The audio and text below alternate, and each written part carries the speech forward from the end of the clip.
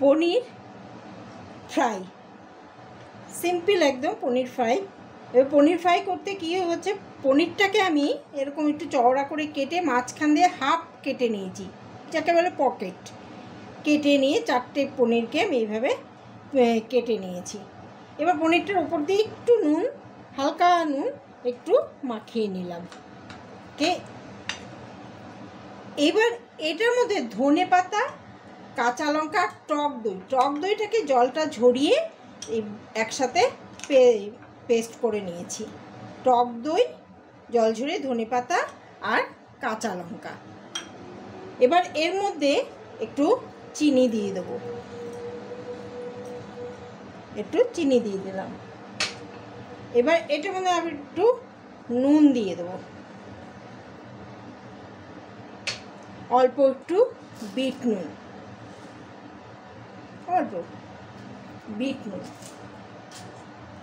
আর চাট মশলা অল্প, এই হাফ চামচের মতো একটু চাট মশলা। এইবার এইটা আমি এটার পনিরটার ভেতরে দিয়ে এইভাবে চেপে দেব, চেপে রেখে দেবো। পকেটের মতো এটা দিয়ে চেপে দেব। এটা আমি রেডি করে রাখলাম। এবার ব্যাটারটা তৈরি করে নেব। তেলটা গরম করতে দিয়ে দিয়েছি, এর মধ্যে ব্যাটারটা তৈরি করার জন্য একটু বেসন নিলাম,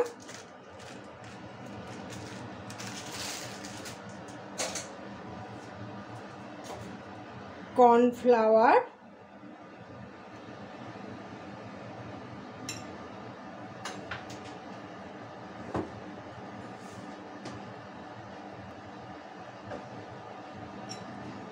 এক চামচের মতো সুজি, এক চামচের থেকে একটু বেশি সুজি,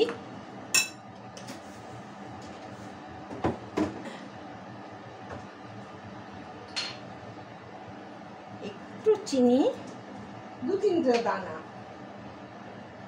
নুন,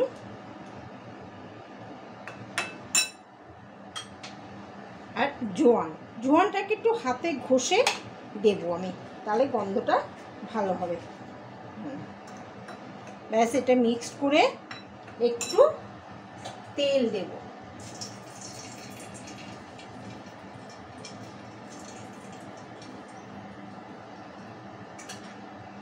তেল দিয়ে এবার ব্যাটারটা মিক্স করে নেব।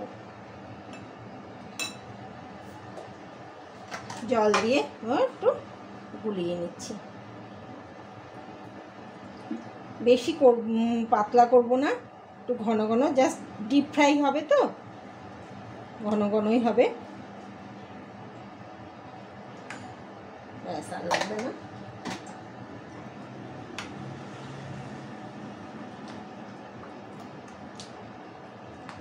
ভালো করে এটা মিশিয়ে নেব।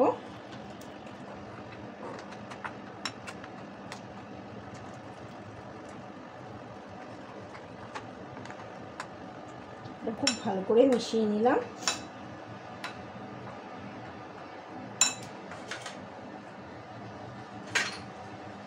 এবার এই যে পনিরগুলো আমি পুর দিয়ে রেডি করেছি, এইটাকে এটার মধ্যে চুবিয়ে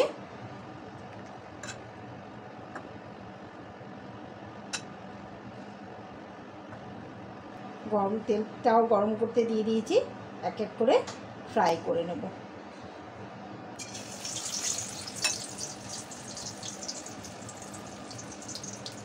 এটাও খেতে খুব সুন্দর, চায়ের সাথে স্ন্যাক্স হিসাবেও খুব ভালো লাগে খেতে।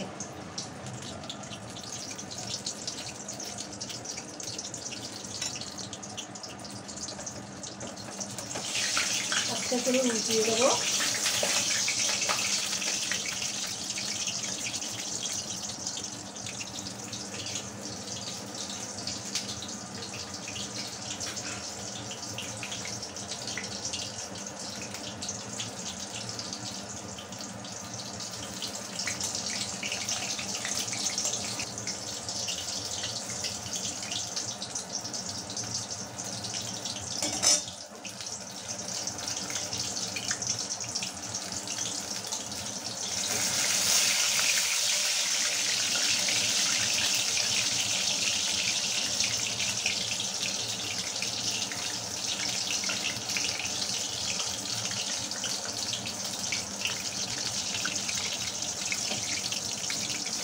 হয়ে গেছে এটা ফ্রাই, খুব বেশি না, হালকা করে।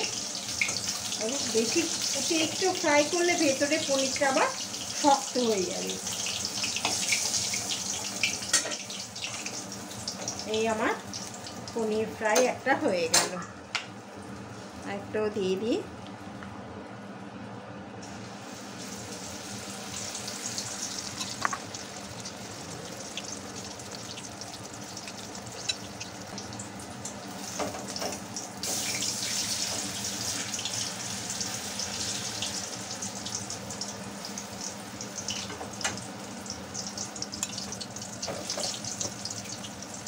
এইভাবে আমি পনিরগুলোকে ভেজে তুলে নিই। এই হয়ে গেল আমার পনির ফ্রাই। এটাকে স্টাফ পনিরও বলা যায়।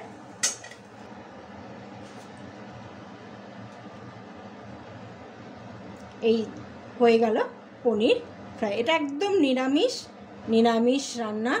নিরামিষের দিনে এই পনির ফ্রাই ডালের সাথে হোক, যে কোনো কিছু, এমনি স্ন্যাক্স হিসাবেও খুব ভালো খাওয়া। ফ্রাইটা একদিন ট্রাই করে দেখবেন, স্ন্যাক্স হিসাবে খেতে খুব ভালো লাগবে। আর খেয়ে ভালো লাগলে একটা লাইক, শেয়ার, সাবস্ক্রাইব করে দেবেন।